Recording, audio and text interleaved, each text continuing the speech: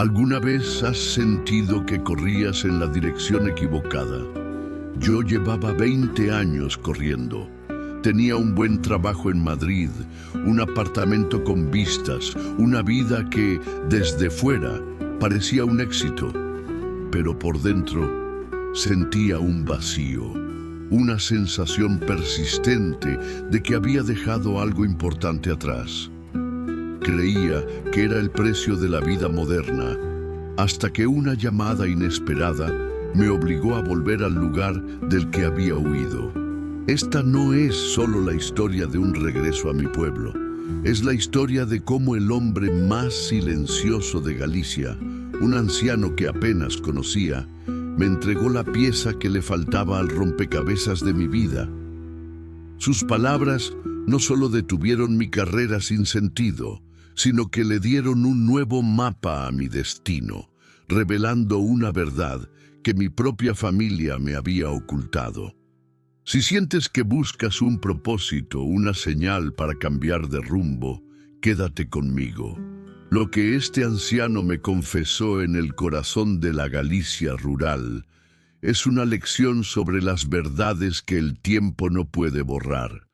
Pero antes de contarte el secreto, dime, ¿crees que el destino nos pone a las personas adecuadas en el momento justo? Todo empezó con la noticia del funeral de mi abuelo. Hacía 20 años que no pisaba Combarro, ese pequeño pueblo marinero de piedra y mar. Me fui a los 18 jurando no volver, después de una terrible discusión con mi padre. Una discusión sobre mi futuro, sobre mis sueños, que él consideraba una tontería. Me marché con el corazón lleno de rabia y la certeza de que mi camino estaba lejos de allí, lejos de él. Durante 2 décadas cumplí mi promesa. Mis visitas fueron escasas, mis llamadas formales. Construí un muro entre mi pasado y mi presente. Mi padre y yo nunca resolvimos nuestras diferencias. Él se fue hace 5 años y nos dejamos demasiadas cosas por decir. Ahora, al volver para el funeral de mi abuelo, cada rincón del pueblo me recordaba la brecha que nos separaba, la herida que nunca sanó. Fue después del entierro, en la pequeña taberna del puerto, que se me acercó un hombre. Era Antón, un anciano de casi 90 años, de piel curtida por el sol y el salitre. Toda mi vida lo recordaba sentado en el mismo rincón, observando el mundo en silencio.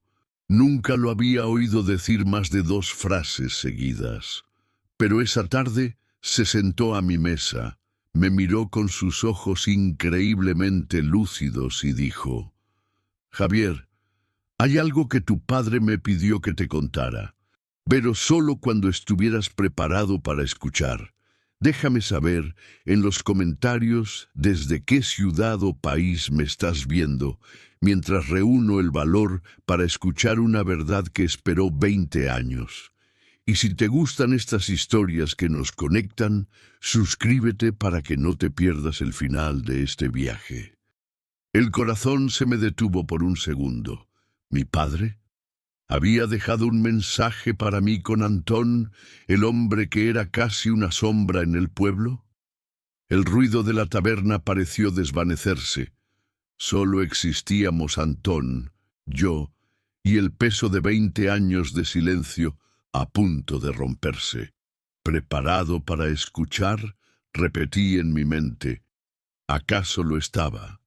Antón me contó que, unas semanas antes de morir, mi padre fue a verlo. Estaba enfermo y lo sabía, pero su mayor dolor no era la enfermedad, sino la distancia entre nosotros. Me explicó que mi padre iba a menudo a la taberna, no solo por el vino, sino para sentarse en silencio cerca de Antón. Sentía que el anciano, con su calma, entendía el peso de las palabras no dichas.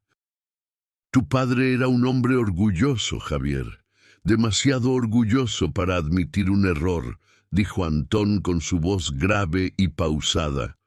pero te quería más que a su propia vida. La discusión que tuvisteis no fue como tú la recuerdas, o mejor dicho, no fue solo por lo que tú crees. Esa frase fue como una llave abriendo una puerta que llevaba 20 años cerrada a cal y canto en mi memoria. Recordé la noche de la discusión. Yo, con 18 años, lleno de sueños de ser músico en la gran ciudad. Él, mi padre, un pescador rudo, diciéndome que la música no daba de comer, que mi deber era quedarme, ayudar con el negocio familiar. Recuerdo sus palabras exactas: si cruzas esa puerta, olvídate de que tienes un padre. Y yo la crucé, ciego de ira y sintiéndome traicionado. Antón continuó. Me dijo que mi padre se arrepintió en el mismo instante en que cerré la puerta, pero su orgullo le impidió correr detrás de mí. En lugar de eso, le hizo una promesa a Antón.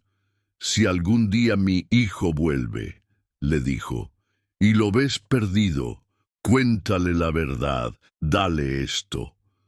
El anciano metió su mano arrugada en el bolsillo de su chaqueta y sacó un pequeño objeto envuelto en un pañuelo. Lo desenvolvió con cuidado sobre la mesa. Era una brújula, una vieja brújula de latón, gastada por el uso. La reconocí al instante. Era la brújula de mi abuelo, la que usaba en el mar, la que mi padre siempre llevaba consigo como un amuleto. No entendía nada. ¿Qué verdad podía contarme una simple brújula?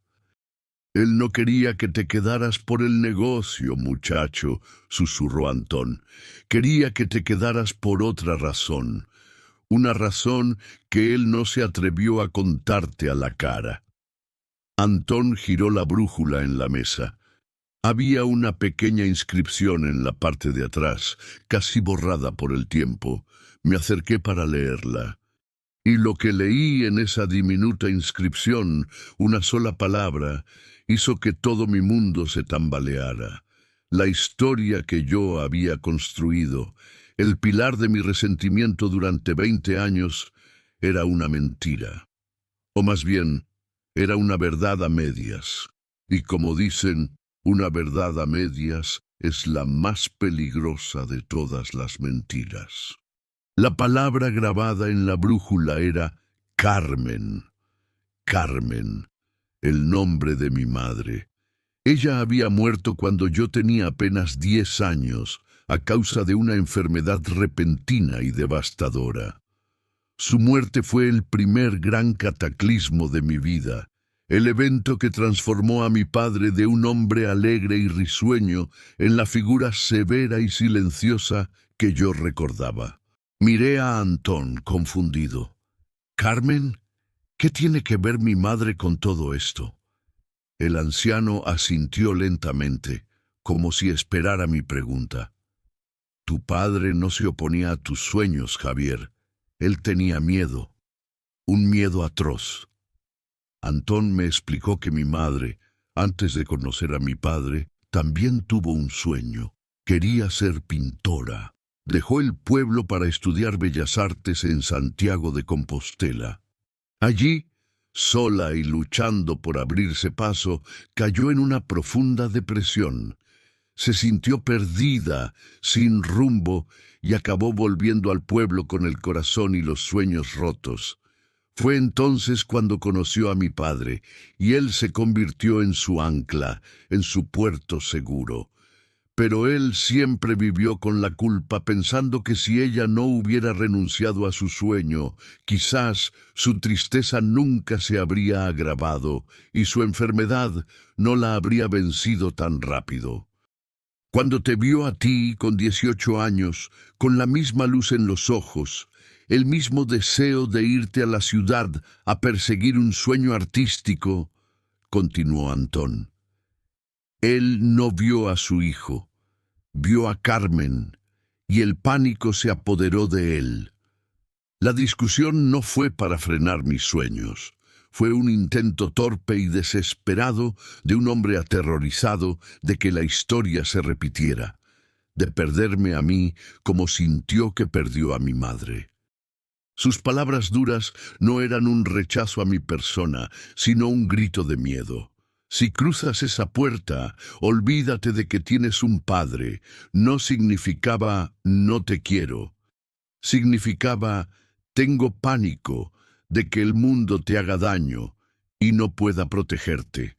Y yo, en mi egoísmo adolescente, solo escuché el orgullo herido, no el corazón aterrorizado de un padre. Las lágrimas empezaron a brotar de mis ojos sin control. 20 años de resentimiento disolviéndose en un instante, reemplazados por una oleada de compasión tan intensa que me dolió el pecho. Mi padre no era el villano que yo había pintado. Era un hombre roto, atrapado en su propio dolor, que cometió el error de intentar protegerme de una forma equivocada, impulsado por el amor más profundo y el miedo más paralizante. La brújula en mi mano de repente cobró sentido. No era un simple objeto, era un símbolo. Era mi padre diciéndome: no te pierdas como se perdió tu madre, no dejes que el mundo te quite el norte, y si alguna vez te sientes perdido, recuerda de dónde vienes, recuerda este puerto seguro. Era su bendición, su disculpa y su guía, todo en uno. Antón me dejó llorar en silencio.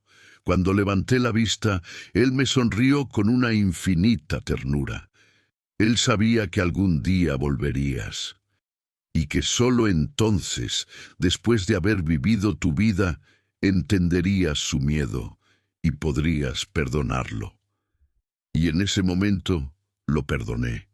Y lo que es más importante, me perdoné a mí mismo por no haber entendido. El secreto me había liberado. Salí de la taberna sintiéndome como un hombre nuevo. El aire salado del mar parecía limpiar no solo mis pulmones, sino mi alma. Caminé por el muelle, por los mismos lugares donde mi padre me enseñó a pescar, donde mi madre me contaba historias de sirenas. Pero por primera vez en 20 años no sentía el peso del resentimiento, sino la ligereza del entendimiento. La brújula de latón estaba caliente en mi mano, como si el amor de mi padre la hubiera mantenido tibia durante todos estos años. Me senté en el borde del muelle y la observé. Carmen. Aquella inscripción ya no era un misterio, sino un faro. Mi padre no quería que yo fuera una copia de él. Quería que yo no cometiera el error que él creía que mi madre cometió: renunciar. Su miedo lo expresó de la peor manera, pero su intención era pura. De repente mi vida en Madrid me pareció lejana y extraña. El éxito, el apartamento, las reuniones, todo parecía hueco, carente de un norte verdadero. Había pasado 20 años construyendo una vida para demostrarle a mi padre que estaba equivocado, para demostrarle que yo podía triunfar. Y ahora me daba cuenta de que todo ese esfuerzo se basaba en una premisa falsa. Estaba luchando contra un fantasma que yo mismo había creado. Y mi música la había abandonado hacía años. La guitarra que fue mi pasaporte para la libertad se había convertido en un objeto de decoración en mi apartamento.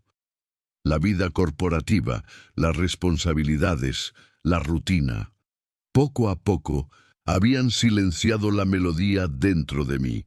Había traicionado al joven de 18 años que se fue del pueblo lleno de sueños, precisamente lo que mi padre, en su torpeza, temía que me pasara. Esa noche, en el viejo cuarto de mi casa familiar, encontré mi primera guitarra. Estaba desafinada y cubierta de polvo, pero cuando mis dedos tocaron las cuerdas, algo se despertó. Toqué torpemente al principio, pero poco a poco las melodías volvieron, y por primera vez no tocaba con rabia o para demostrar algo. Tocaba con nostalgia, con perdón, con amor. Entendí que el secreto que Antón me reveló no era solo sobre mi padre, era sobre mí, sobre mi propio norte perdido. Mi destino no era triunfar en Madrid o fracasar en el pueblo. Mi destino era ser fiel a la música que mi alma necesitaba crear, sin importar dónde estuviera. Esa era la verdadera libertad. Pasé una semana en Combarro, hablé con la gente del pueblo, escuché historias sobre mi padre que nunca antes había conocido. Descubrí a un hombre querido, respetado, que llevaba su dolor en silencio, y cada historia, cada recuerdo compartido, era como una pieza más que encajaba en su lugar, mostrándome la imagen completa del hombre que fue, no la caricatura que yo había guardado. Antes de irme, volví a la taberna a despedirme de Antón. Le di las gracias con un abrazo que contenía 20 años de gratitud. Tu padre estaría orgulloso del hombre en que te has convertido, me dijo. Ahora solo tienes que asegurarte de que tú también lo estés. Sus palabras resonaron en mí, eran la última pieza del puzzle. Ya no necesitaba la aprobación de mi padre, necesitaba la mía propia. El viaje de vuelta a Madrid fue completamente diferente al de ida. Ya no sentía el peso de una obligación, sino la emoción de una nueva misión. No iba a volver a mi antigua vida. Iba a construir una nueva, basada en la verdad que acababa de descubrir. Lo primero que hice al llegar a mi apartamento fue mirar la guitarra que acumulaba polvo en un rincón. La tomé en mis manos y sentí como si me reencontrara con un viejo amigo. Pasé las siguientes semanas haciendo algo que no hacía en más de una década: componer.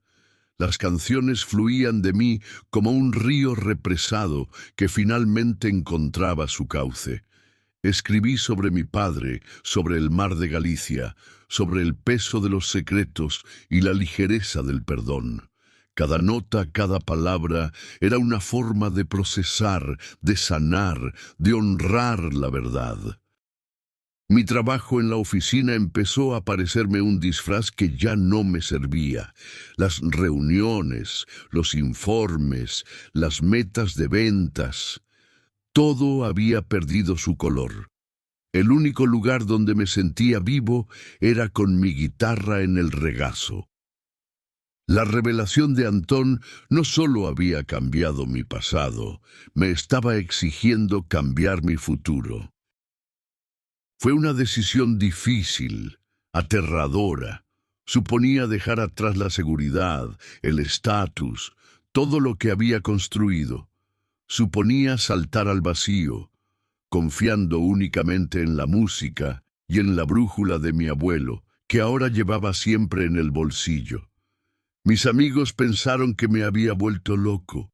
¿Dejarlo todo por la música a los 38? Pero por primera vez en mi vida no me importaba lo que pensaran los demás. La única aprobación que necesitaba era la mía. Recordaba las palabras de Antón: asegúrate de que tú estés orgulloso. Y yo no estaba orgulloso del hombre corporativo en el que me había convertido, pero sí podía estar orgulloso del hombre que se atrevía a perseguir su verdad.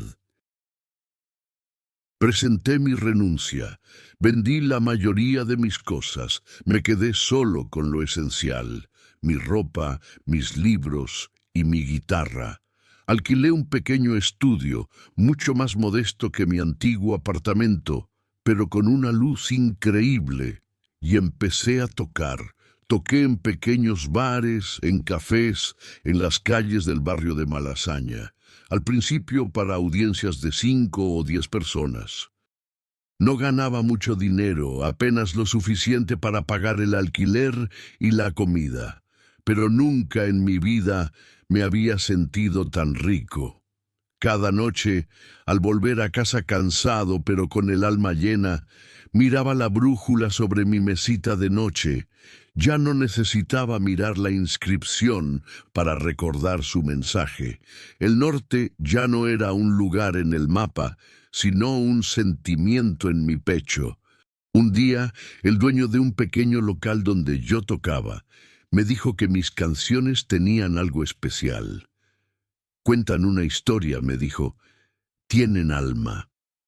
Me propuso grabar un pequeño disco, algo sencillo, solo con mi voz y mi guitarra. Y acepté. El disco se llamó El secreto de Antón. No esperaba nada de él, era simplemente el cierre de un círculo, una forma de dar las gracias. Pero el destino, una vez más, tenía otros planes. El disco empezó a moverse de forma orgánica, de boca en boca. Una pequeña radio local puso una de las canciones. Alguien la compartió en sus redes sociales. Un bloguero de música escribió una reseña. Poco a poco, sin ninguna promoción, la historia de mi padre, de Antón y de la brújula empezó a resonar en otras personas.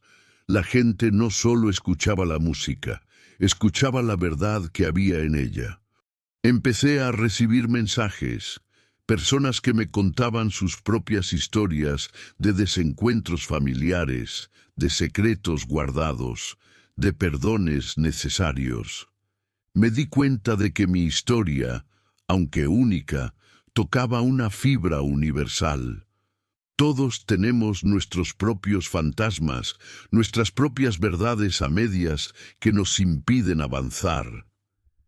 Mi música se convirtió en un puente para que otros pudieran cruzar sus propios abismos.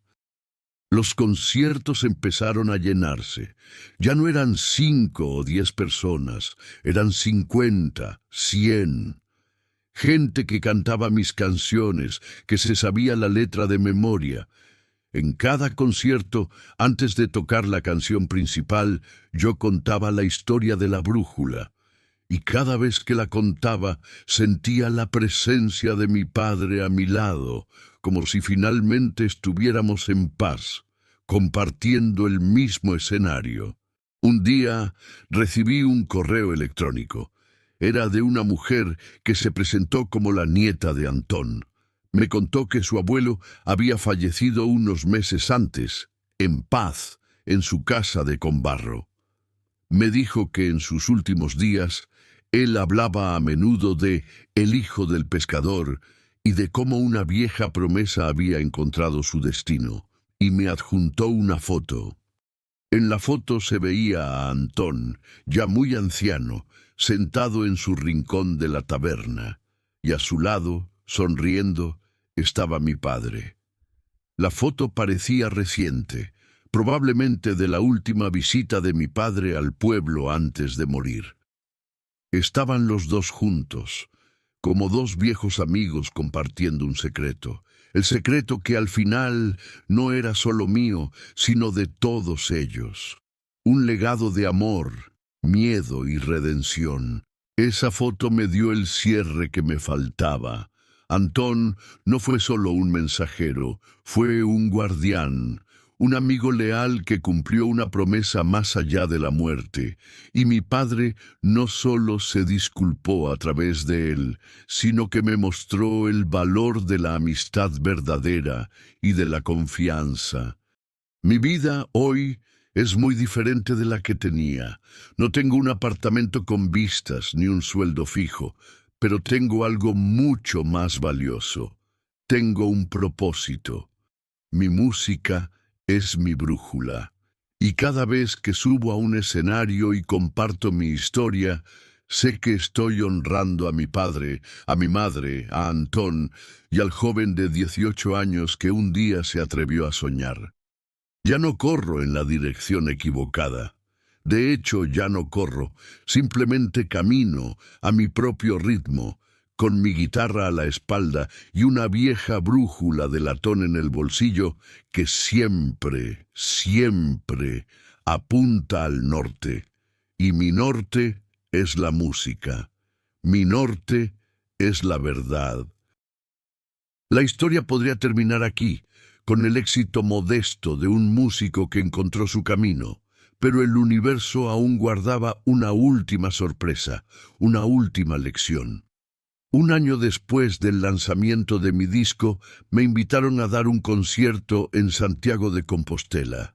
Tocar en la misma ciudad donde mi madre había intentado y fracasado en perseguir su sueño artístico tenía un simbolismo abrumador.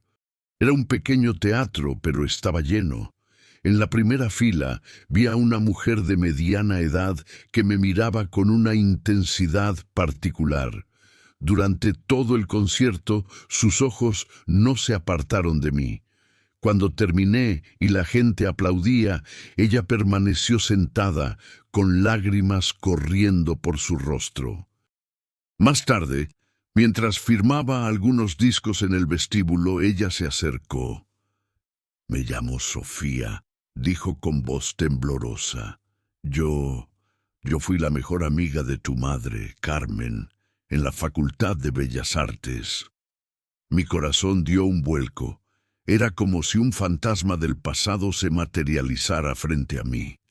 Sofía me contó historias de mi madre que yo nunca había oído. Me habló de su talento, de su pasión por los colores, de la luz que irradiaba.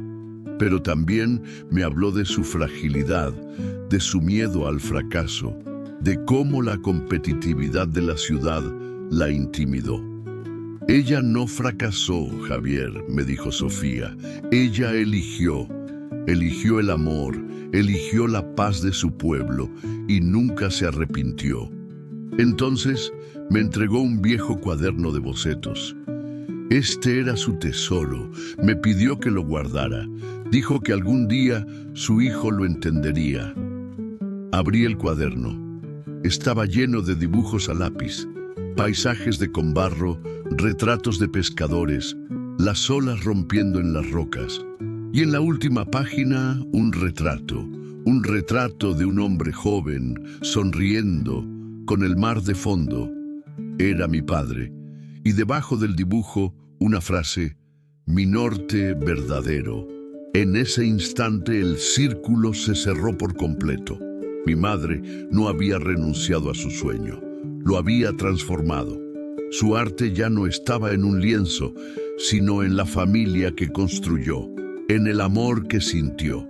La historia que mi padre temía que se repitiera nunca fue una historia de fracaso, sino una de redefinición, de encontrar la belleza en un camino inesperado.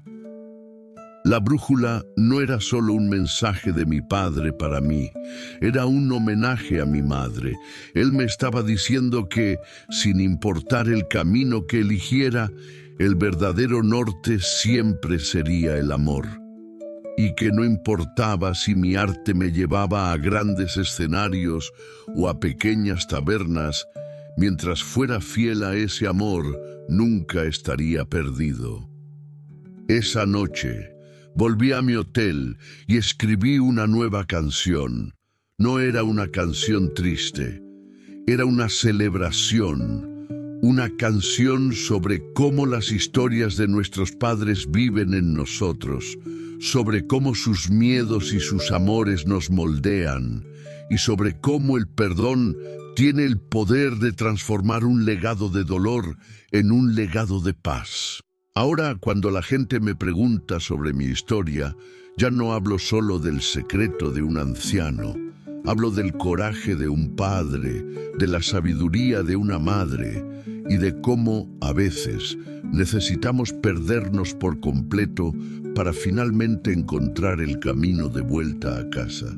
Y casa no es un lugar, sino la verdad que llevamos dentro. El secreto que aquel anciano gallego me confió no solo cambió mi destino, sino que me devolvió mi propia historia, completa y sin censura. Me enseñó que cada familia tiene sus secretos y que estos no nacen de la maldad, sino a menudo del miedo y de un amor imperfecto que intenta proteger. Aprender a mirar nuestro pasado con compasión es, quizás, la lección más importante de todas. Si esta historia ha resonado contigo, si te ha hecho pensar en las verdades no dichas de tu propia vida, ese es el primer paso hacia la sanación. A veces, todo lo que necesitamos es la valentía de escuchar. Te invito a unirte a nuestra comunidad suscribiéndote y activando las notificaciones. Juntos seguiremos explorando estos viajes del alma que nos recuerdan que nunca es tarde para encontrar nuestro verdadero norte. Gracias por permitirme compartir mi viaje contigo, que encuentres la música en tu silencio y la verdad en tu camino. Hasta pronto.